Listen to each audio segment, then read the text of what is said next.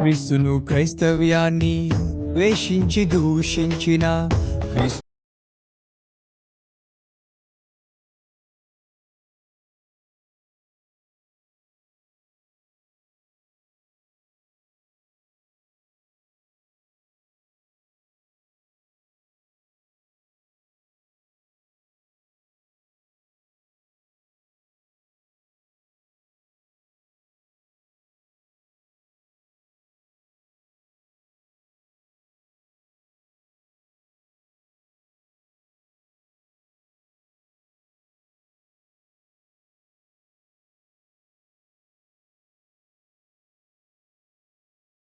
ఆ విశ్వాసం రావట్లేదు, మేము చాలాసార్లు అడిగాము మాట, అసలు లోపం ఏంటో సమస్య ఏంటో తెలుసుకో అని చెప్తే అప్పుడు ఈ పెద్దలు ఏం చేస్తారు, అప్పుడు ఈ సంఘ పెద్దలు వెళ్ళి ఏం చేయాలి, వారిని బలపరచాలి. ఆ ముగ్గురు కలిసి ఆ విశ్వాస దగ్గర కూర్చొని 2 నిమిషాలు ప్రార్థన చేయాలి, 2 వాక్యం మొక్కలు చెప్పాలి వాళ్ళకి.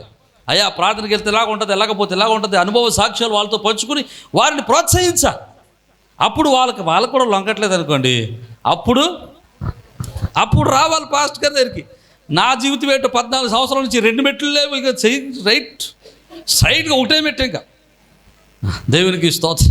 ప్రార్థన అయిపోవడం పాపం, ఎవరు రాలేదు చూసుకోవడం, బండి వేసుకొని తిరగడం, గిర్ర పొరపాటును మర్చిపోయినా చచ్చానే. ఇక అది సిస్టమ్ కాదు, అది వాక్యానుసారమైన సిస్టమ్ కాదు. సిస్టమ్ ఏంటంటే ఫస్ట్ రాకపోతే విశ్వాసి పలకరించాలి. ఒకవేళ సమస్య ఉంది, ఆరోగ్యం బాగపోతే, రాకపోతే పాస్టర్ గారికి ఫోన్ చేసి చెప్పడమో లేదా విశ్వాస దగ్గర కబురు పంపించడమో చేయాలి. ఒకవేళ అప్పుడు సమస్య ఉంటే సమస్య పరిష్కరించడానికి సేవకుడు వెళ్తాడు. విశ్వాసుల ముందు విశ్వాసులతోటి విశ్వాసులు ఏం చేయాలి, బలపరచాలి.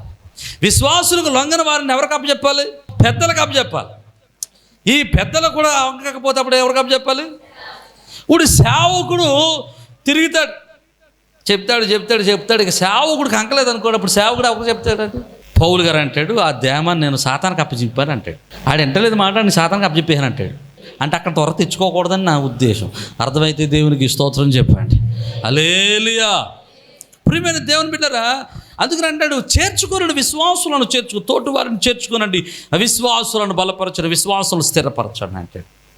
చేర్చమని చెప్పి అక్కడ అంటాడు. ఒకవేళ వారికి ఏదైనా సందేహాలు ఉంటే అనవసరమైన వాదములు తర్కాలు పెట్టుకోవద్దు. కానీ నేటి కాలంలో ఉన్నటువంటి కొంతమంది క్రైస్తవులు, కొంతమంది సేవకులు ఇదే పనిలో ఉన్నారు. ఏ పనిలో, దమ్ముంటే రారా డిబేట్ చూస్తావా, డిబేట్ ఏంటి, ఇదేమన్నా టీడీపీ గెలుస్తుందా, వైఎస్ఆర్సీపీ జరుగుతుందా, టీడీపీ డిబేట్ పెట్టుకోవడానికి ఇదా ఇది? ఈ డిబేట్లు పెట్టుకోవడానికి క్రైస్తవ్యం కాదండి. క్రైస్తవ్యం అనేటువంటిది సంశయాలు తీర్చుకోవడానికే, వాక్యం దగ్గర నేర్చుకోవడానికే, డిబేట్లు పెట్టుకోవడానికి కాదు. డిబేట్లు పెట్టుకుని నేను గొప్పని, నా మేషం మీద నిమ్మకాయ ఉడుతుంది అంటే కుదరదు. బైబిల్లో చెప్తుంది వాదాలు పెట్టుకోవద్దు. ఒకవేళ ఎవరికైనా సంశయం ఉంటే వారు జాగ్రత్తగా నేర్చుకోవాలి, నేర్పేవాడు జాగ్రత్తగా నేర్పాలి. అర్థమైతే దేవునికి స్తోత్రం చెప్పాడు. హల్లెలూయా. కానీ నేటి కాలంలో క్రైస్తవ సమాజానికి కూడా ఇది బాగా అలవాటు అయిపోయింది. ఇది ఒక ట్రెండ్ అయిపోయింది. ఎవరు డిబేట్లు చేస్తాడో, ఎవరు డిబేట్లు గెలుస్తాడో ఆడే గొప్పవాడే. డిబేట్లో ఒక విశ్వాసి ఓడిపోతే ఎవడు ఓడిపోయినట్టు అండి? ఒక సేవకుడు ఓడిపోతే ఎవడు ఓడిపోయినట్టు? దేవుడు ఓడిపోయినట్టు లెక్క. వీళ్ళకి బుద్ధిగానే ఉండదు. వాడికి దేవుడు జ్ఞానం అంతే ఇచ్చాడు, ఆ జ్ఞానం వాడు నేర్చుకున్నాడు. వాడిని ఆ జ్ఞానాన్ని అనుసరించి వాక్యంలో నడుస్తూ ఉన్నాడు. వాడిని అనవసరంగా నువ్వు పాడు చేయొద్దు. ఒకవేళ నేర్చుకోవాల్సింది ఏమైనా ఉంటే మెల్లంగా వాడి దగ్గరికి వెళ్ళి నేర్పు, బలపరచు. దేవునికి స్తోత్రం. నేర్చుకునేవాడు ఒకవేళ వాడి వాక్యానుసారమైందైతే, ఆ వాక్యంలో ఉన్నది కరెక్ట్ అని అతను గ్రహించగలిగితే, పరిశుద్ధాత్మదేవుడు అతను ప్రోత్సహించగలిగితే అతను నేర్చుకోగలుగుతాడు. అర్థమైతే దేవునికి స్తోత్రం. కనుక సహోదర ప్రేమ, మికటమైన సహోదర ప్రేమ, నిష్కపటమైన సహోదర ప్రేమ, మనము దేవుడు కోరుకున్నటువంటి ఏకత్వ మనస్సు కలిగిన సహోదర ప్రేమ మనం కలిగి ఉండాలంటే సహోదరుల మధ్యన మొదటి ఉండవలసిన మెట్టు ఏంటంటే, మొదటి లక్షణం ఏంటంటే మనం ఒకరినొకరు ఏం చేయాలి, చేర్చుకోవాలి. రెండవది రోమీయులకు రాసిన పత్రిక 14వ అధ్యాయము 19వ వచనాన్ని మనం చదువుకుందాం తొందరగా. కాబట్టి సమాధానమును పరస్పర క్షేమాభివృద్ధిని కలుగు చేయటకే, పరస్పర క్షేమాభివృద్ధి కలుగు చేయ వాటిని ఆసక్తితో అనుసరించము. సంఘముగా ఉన్నటువంటి విశ్వాసులుగా ఉన్నటువంటి మనము దేన్ని అనుసరించాలంటే పరస్పరము క్షేమాభివృద్ధి కలుగు చేసే వాటి అందే మనసు పెట్టాలి. అంటే దీని అర్థం ఏంటంటే సహోదరుడు తన తోటి సహోదరుని యొక్క ఆశీర్వాదమును కోరుకునేవాడై ఉండాలి. తన తోటి సహోదరుడు దీవించబడాలనే కోరుకోవాలి. దీనికి మంచి ఉదాహరణ చెబుతాను. దావీదు యోనాతాను మంచి స్నేహితులు. ఎంతటి చక్కటి స్నేహితులు అంటే, యోనాతాను తన సింహాసనాన్ని దావీదుకు దేవుడిచ్చాడని తెలిసినప్పటికీ, తన తర్వాత దావీదే సింహాసనం మీద కూర్చుంటాడని తెలిసినప్పటికీ, తన తండ్రి నీ తర్వాత దావీదు రాజు అవుతాడు, దావీదు చెప్పేస్తే నువ్వే రాజు అవుతావని యోనాతానుకి చెప్పినప్పటికీ, యోనాతాను దావీదును ప్రేమించటం మానేలేదు. దావీదు దీవించబడితే చాలు, నేను దీవించబడ్డట్టే అనుకున్నవాడు. దేవునికి స్తోత్రం, హల్లెలూయా. అంటే సహోదరుడు దీవించబడడం కోరుకోవాలి. మంచి మాట చెప్తాను. ఇప్పుడు నేను అశోక్ ఉన్నాం అనుకోండి, అన్నదమ్ములుగా మీ ఇద్దరు ఇల్లు కట్టుకున్నాం. నేను ఒక స్టైరే కట్టుకున్నాను. ఆయన నేనేమని కోరుకోవాలంటే, మా అశోక్ రెండు డబుల్ స్టైర్ వేసుకుంటే బాగుందని కోరుకోవాలి. ఎందుకంటే డబుల్ స్టైర్ వేసుకుని పైన లైట్ వేసుకుంటే నేను కింద లైట్ వేసుకోకర్లేదు. వాడు పైన స్టైర్లో లైట్ వేసుకున్నాడంటే నాకు కరెంట్ బిల్ లేదేగా. దేవునికి స్తోత్రం చెప్పండి. వాడు నాశనం అయిపోవాలి అంటే స్టైర్ వేసుకోకూడదంటే నాకేమవుతుంది? కరెంట్ బిల్లు వస్తుంది నాది. దేవునికి స్తోత్రం. ఎప్పుడైనా సరే మన సహోదరుడు ఆశీర్వదింపబడితే, మన తోటి సహోదరుడు దీవించబడితే ఖచ్చితంగా అది తోటి సహోదరుడిగా మనకు కూడా దీవెనకరంగానే ఉంటుంది. అర్థమైతే దేవునికి స్తోత్రం చెబుదాం. అందుకోసమే సహోదరులుగా ఉన్నటువంటి మనము, సంఘముగా ఉన్నటువంటి మనము ఒకరి క్షేమం కొరకు ఒకరు ప్రార్థించుకోవాలి, ఒకరి క్షేమాన్ని ఒకరు కోరుకోవాలి. ఎప్పుడు కూడా సంఘముగా ఉన్నటువంటి మనము తోటి సహోదరుని యొక్క పతనాన్ని కానీ, నాశనాన్ని కానీ, శాపాన్ని కానీ ఎప్పుడూ కోరుకోకూడదు. అర్థమైతే దేవునికి స్తోత్రం చెప్పండి. అందుకనే కదా యోబు పతనమైపోయిన సమయంలో కూడా, తాను చితికిపోయిన సమయంలో కూడా, జిగజారిపోయినటువంటి సమయంలో కూడా, అతను పెంటకుప్పల మీద ఉన్నటువంటి స్థితిలో కూడా అతను ఎవరి కోసం ప్రార్థన చేశాడండి? తన స్నేహితుని కొరకు ప్రార్థన చేశాడు. దేవునికి స్తోత్రం. అంటే ఎప్పుడు కూడా మనము ఏ స్థితిలో ఉన్న మన తోటివాడు క్షేమ స్థితిలో ఉండాలని, ఒకరినొకరు ప్రోత్సాహకరమైన స్థితిలో మనము బ్రతకాలి. అర్థమైతే దేవునికి స్తోత్రం చెప్పండి. రెండవ మెట్టు ఏంటంటే ఒకరినొకరు క్షేమాభివృద్ధి కలుగు చేసుకోవాలి, ఒకరినొకరు ప్రోత్సహించుకోవాలి. ఇక మూడవది జ్ఞాపకం చేసుకుందాం. గలతీయులకు రాసినటువంటి పత్రిక 5వ అధ్యాయము 13వ వచనం. అపోస్తలుడైన పౌలు గలతీ సంఘానికి రాసినటువంటి పత్రిక 5వ అధ్యాయము 13వ వచనం తొందరగా చదవాలి. సహోదరులరా, మీరు స్వతంత్రులుగా ఉండడానికి పిలువబడితే, అయితే ఒక మాట, ఆ స్వతంత్రమును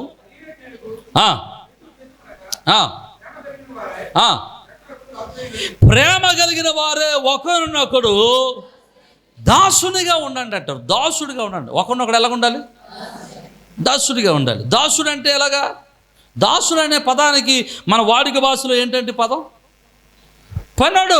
అందుకనే అదే ఎఫెసీయులకు రాసిన పత్రికల అపోస్తలుడైన పౌలు 5వ అధ్యాయం 21 అంటాడు, లోబడి ఉండండి, ఒకరినొకరు లోబడి ఉండండి అంటాడు. ఎవడు లోబడతాడు? పనివాడే యజమానుడికి లోబడతాడు. తోటి విశ్వాసిని ఏమని పిలవాలంటే తన యజమానుడిగా ఫీల్ అవ్వాలి. తనకంటే తన తోటి సహోదరుడి గనుడిగా ఎంచుకోవాలి. తోటి వాడిని ఎలాగ ఉండాలి? గనుడిగా ఎంచుకోవాలి. నేను గొప్ప, నువ్వు దరిద్రుడు అనుకోవటం కాదు. నువ్వే గొప్పడు, నేనే చిన్నవాడిని అనుకోవాలంట. అర్థమైతే దేవునికి స్తోత్రం. ఎలాగా? నువ్వే గొప్పడువో, నేనే చిన్నవాడిని అనుకోవాలట. నేను గొప్పవాడిని నువ్వు అన్నప్పుడు నేనే గొప్పవాడిని నువ్వు ఎదవ అంటారు. లేదు, ఎదుటివాడిని నువ్వు గొప్పవాడని నేను అన్నప్పుడు ఆడుకోవడానికి ఏమనాలి? అతను కూడా నేను గొప్పవాడిగా, నేను గనుడిగా అతను ఎంచుకోవాలి. ఇది ఒకరినొకరు ప్రేమను పంచుకోవడం. మన సంఘంలో ఒక ఆయన ఉన్నాడు, ప్రసాద్ గారు, రెడ్డి బాబు. మీ ఇద్దరు కలిసి చదువుకున్నాం. మీ ఇద్దరు ఎప్పుడు చూసినా నేను అన్నయ్య అంటే ఆయన అన్నయ్య అంటాడు. అది ఎవరికి అర్థం కాదు. దేవునికి స్తోత్రం. నేను అన్నయ్య అంటాను, ఆయన అన్నయ్య అంటాడు. దాని అర్థం ఏంటంటే ఒకరినొకరు గొప్పవారిగా, ఒకరినొకరు పెద్దవారుగా ఎంచుకోవడం. అంటే సంఘములో ఉండవలసిన విషయం ఏంటంటే ఒకరినొకరు లోబడి ఉండండి. అంటే దాసులుగా ఉండండి, ఒకరినొకడు దాసులుగా. దాసుడు అంటే ఎవడు? పనివాడు. అందుకని యేసుక్రీస్తు ప్రభువు వారు అదే మాటను మనకు జ్ఞాపకం చేయడానికి తాను క్రియలలో చూపించాడు. ఆయన తన క్రియల్లో చూపించాడు. ఎలాగా?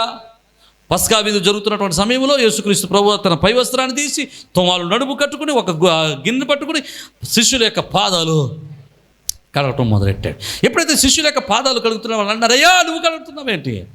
ఇది నేను చేస్తున్నారు, మీరు కూడా ఒకరినొకరు చేసుకోనండి. ఎవరు కడుగుతారు పాదాలు? ఒకవేళ మీ ఇంటికి చుట్టాలు వచ్చారనుకోండి, ఎవరిస్తారు కాలు కడుక్కోవడానికి నీళ్ళు? ఇంట్లో ఇంట్లో వాళ్ళు పెద్దలు ఇస్తారు, యజమానుడు కానీ యజమానురాలు కానీ వీళ్ళు ఇస్తారు. కానీ యూదులు అట్లా కాదు. యూదులలో ఎవరైనా ఇంటికి వస్తే ఆ ఇంటిలో ఉన్నటువంటి పనివాడు వెళ్ళి ఆ వచ్చినటువంటి అతిథి యొక్క కాళ్ళన్నీ శుభ్రంగా కడిగి అప్పుడు అతను కాళ్ళు తుడిచి అప్పుడు లోపలికి తీసుకొస్తాడు. యేసుక్రీస్తు ప్రభువారు మనకు చెప్పాలనుకున్న పాఠం ఏంటంటే మనం ఒకరినొకరు దాసులుగా ఉండాలి. దేవునికి స్తోత్రం. అంటే ఒకరినొకరు మనం ఎలా ఉండాలి? దీనులుగా, దీనత్వాన్ని కలిగి జీవించాలి. మన తోటివాడి మీద మనం రుబాబు చేయటం కాదు, మన తోటివాడి మీద రుబాబు చేయడం కాదు, మన తోటివాడికి నేను దాసుడిని అన్నట్టుగా ఒకరినొకరు దీన మనస్సు కలిగి ఉండాలి. మూడవది, దేవునికి స్తోత్రం చెప్దాం. హల్లెలూయా. అలాంటి ప్రేమ ఉన్నప్పుడు ఆ బంధము, ఆ సంతోషము, ఆ సహవాసము దీవెనకరంగా ఉంటుంది. మొదటిది ఏంటండి? ఒకరినొకరు మనం చేర్చుకోవాలి, ఒకరినొకరు క్షేమాభివృద్ధి పొందించుకోవాలి. మూడవది, ఒకరినొకరు దాసులై ఉండాలి, ఒకరికొకరు దాసులై ఉండాలి. ఇక నాలుగవది మనం జ్ఞాపకం చేసుకుందాం. 6వ అధ్యాయం మొదటి వచనాన్ని చదువుదాం. గలతీయులకు రాసిన పత్రిక 6వ అధ్యాయం మొదటి వచనం.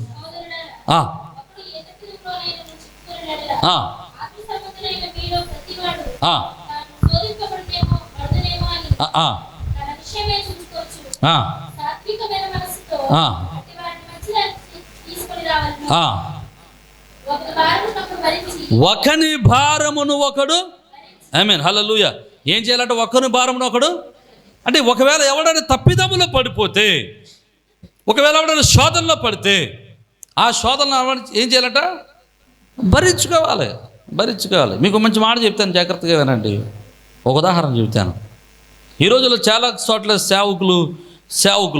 సేవకులే సంఘాల్లోనే చాలా చోట్ల సాధారణ శోధించినప్పుడు శోధనలో పడిపోతున్నారు సేవకులు కూడా. మేమేం దేవుళ్ళు కాదు కదా, ప్రతి మనుషుడు బలహీనుడే. చాలామంది సేవకులు శోధనలో పడతా ఉన్నారు. కొంతమంది ధనమోహంలో పడుతున్నారు, కొంత శరీరంలో పడుతున్నారు, కొంతమంది మరొక దాంట్లో జీవపుటంలో పడుతున్నారు, మరొకరు ఎలాగోలా సాతాడు వేసిన వలల్లో ఒక్కొక్క రకంగా చిక్కుకుని పోతున్నాడు. అలా చిక్కుకుని పోతున్నప్పుడు ఒకడు చేసిన తప్పిదాన్ని బట్టి వీరు లోకం ఎవరిని అంటదండి? అందరినీ అంటది. ఎవడో సేవకుడు చేశాడంటే మనల్ని గొప్పలు అంటారేంటి అంటారు. ఎవడు తప్పు చేసినా మొత్తం సిస్టమ్ అంతటికి సమస్య. ఒక సంఘంలో ఒక విశ్వాసి తప్పు చేస్తే ఆ తప్పు అందరి మీదకు ఏమంటారు తెలుసా?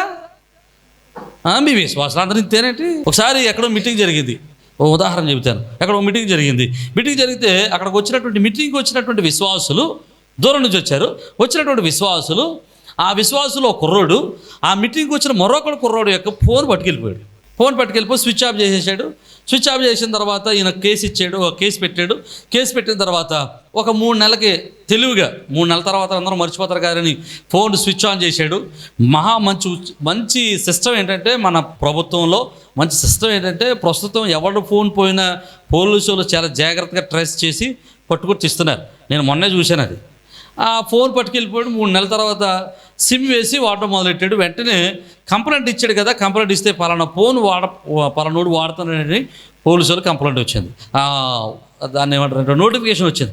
వెంటనే ఎవరు వాడుతున్నారో అన్నీ చెక్ చేస్తే ఆ వ్యక్తి ఎవరో, ఏ సంఘానికి చెందినవాడు, ఏ కుటుంబానికి చెందినవాడు ఎవరో తెలిసిపోయింది. మొత్తం అంతా తెలిసిపోతే అక్కడ ఉన్నటువంటి ఆ పాస్ట్ గారు దగ్గర పనిచేసి మరొకరిని పంపించి, అయ్యా ఈ గొడవ బయటికి వెడితే పలానా సంఘం అందరూ దొంగలే అంటారు.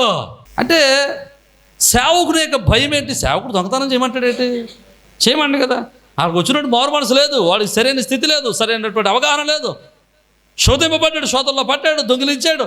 కానీ ఇప్పుడు వాడు చేసినటువంటి దొంగతనము వలన సేవకుడు యొక్క బాధ ఏంటంటే అందరికీ అంటుకుంటుందేమో. అందరూ ఈ శాపాన్ని, ఈ మాటను మొయ్యాల్సి వస్తుందేమో. అదే భరించటం. ఒక సహోదరుడు లొంగిపోతే, ఒక సహోదరుడు జారిపోతే, ఒక సహోదరుడు పాపంలో పడిపోతే అది సంఘముగా మనం అందరం ఏం చేయాలంట? భరించాలి. దేవునికి స్తోత్రం. అందుకని ఇక్కడ పడిపోకుండా ఉండాలంటే మొదట్లో అంటున్నాడు, ఎవడైనా పడిపోతుంటే, ఎవడైనా జారిపోతుంటే వాడిని ఏం చేయాలంట? చేర్చుకోండి అంటాడు. దేవునికి స్తోత్రం చెప్పండి. హల్లెలూయా. ఒకరిని భారాన్ని ఒకరు పంచుకోవడం. ప్రియమైన దేవుని పిల్లలు జ్ఞాపకం చేసుకుందాం. మరి ఇది లోక సంబంధమైనటువంటి సిస్టమ్ కాదు కదా. నువ్వు తప్పు చేశావు కాబట్టి పోవతలకే నిన్ను ఎలేసేతన సంఘంలో నుంచి అనడానికి లేదు కదా. అలాగే అనలేము. ఎందుకంటే యేసుక్రీస్తు ప్రభువుల వారు ఎవరి కోసం వచ్చాడంటే ఏమి ఈరోజు పాపం చేసిన వాడు, ఈరోజు లొంగిపోయిన వాడు, ఈరోజు పడిపోయిన వాడు రేపు పరిశుద్ధుడై దేవుని కొరకు వాడబడతాడేమో. అర్థమైతే దేవునికి స్తోత్రం. హల్లెలూయా. కనుక సంఘములో, క్రైస్తవ సమాజంలో ఇది లేదు. కనుక మనం సంఘముగా ఉన్నప్పుడు మనమందరం ఏం చేయాలంటే ఒకరినొకరు భరించాలి. సంఘంలో ఉన్న మనమందరం ఒకరిని వారాలు ఒకరు భరించవలసిన వారమే ఉన్నాం. నమ్మితే దేవునికి స్తోత్రం చెబుదాం. ఎఫెసీయులకు రాసిన పత్రిక 4:32 తొందరగా మనం చదువుకుందాం. ఒకరినొకడు దయ కలిగి కరుణావృద్ధులై క్రీస్తు యేసునందు దేవుడు మిమ్మల్ని క్షమించిన ప్రకారం మీరు ఒకరినొకరు, అది ఇక 5వది, ఒకరినొకరు ఏం చేయాలి? క్షమించుకునే మనసు ఉండాలి. భరించడం మొదలెడితే క్షమించడం అలవాటు అయిపోతుందండి. యేసుబాబుకి అలాగే అలవాటు అయిపోయింది.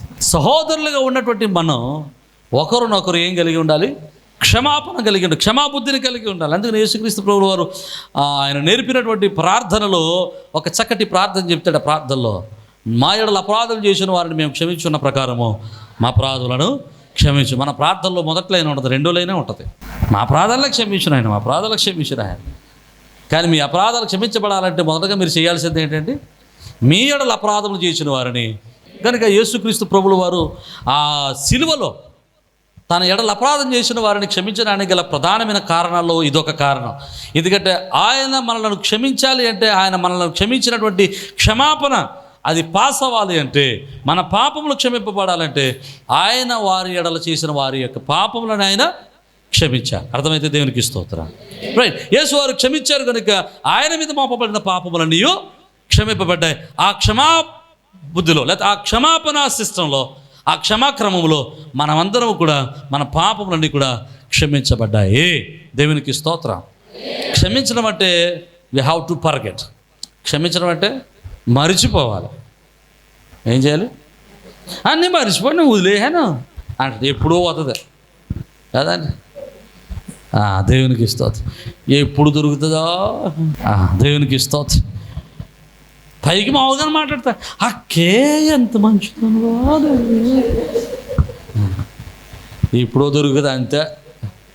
ఇక ఇదంతా అలా ఆరబెట్టేస్తే బట్టలు. ఇంకా మొన్న క్రిస్మస్కి మేటలు ఆరబెట్టాం మేము ఇక్కడ నుంచి అక్కడికి.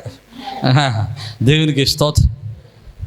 క్షమించే ఉదయం మనం క్షమిస్తే దేవుడు మనలను క్షమిస్తాడు.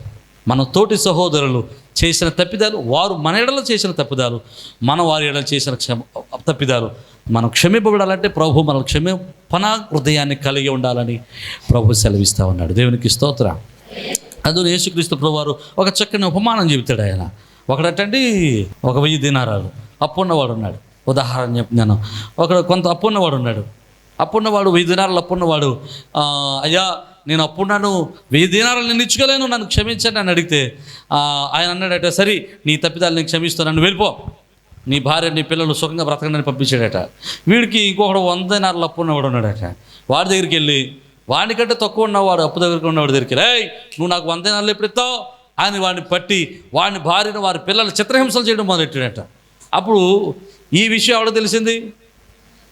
ముందు అప్పు క్షమించిన వాడికి తెలిసింది. అప్పుడు పిలిచి, నేను 1000 దినారాలు అప్పు తీర్చినాడు, అప్పు క్షమించిన వాడిని 100 దినారాలు క్షమించలేవా నువ్వు అని వాడిని తీసుకెళ్ళి, నా 1000 దినారాలు నువ్వు ఇచ్చే వరకు చెరసాలలో ఉండని చెరసాలలో వేయించాడు. అర్థమైతే దేవునికి స్తోత్రం. హల్లెలూయా. నీ సహోదరుడు నీ ఎదుట చేసిన తప్పిదాలు చాలా తక్కువ నువ్వు దేవుని ఎదురు చేసిన దానికంటే. అర్థమైందని మీకు? నువ్వు దేవుని ఎదురు చేసిన పాపాల కంటే నీ సహోదరుడు నీకు చేసిన తప్పిదాలు చాలా తక్కువ. దేవుడే నిన్ను క్షమించగా నీ సహోదరుని క్షమించడానికి నీవేంటి?